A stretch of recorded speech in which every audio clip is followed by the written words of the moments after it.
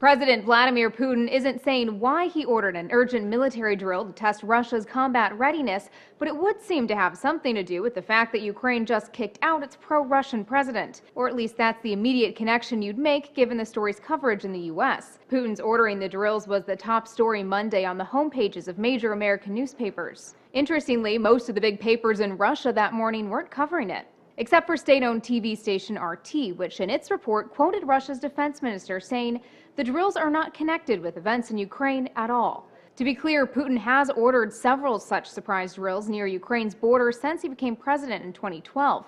So while a drill like this isn't unusual, as Al Jazeera's Rory Challens notes, the timing is noteworthy. Reminding its rivals and reminding its neighbors of Russian military might at a time when Russian influence in Central and Eastern Europe has just taken a big dent isn't such a bad thing. When Ukrainian President Viktor Yanukovych fled Kiev last week, it was rumored he went into hiding in the eastern part of Ukraine, possibly in Crimea. Take a look around the region and you'll see Russian flags flying proudly.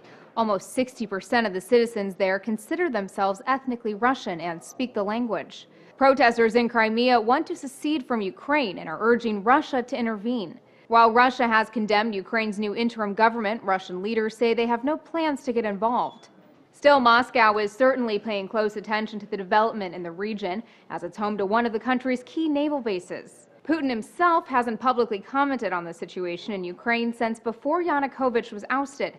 But NBC's Jim Macedo writes Putin's actions speak louder than his words. Putin's message seems to be that Russia doesn't need to cross the Ukraine border to influence events there. Russian officials did say the army had taken unspecified measures to secure its naval fleet in Crimea. For Newsy, I'm Elizabeth Hagedorn. Multiple sources, a broader view.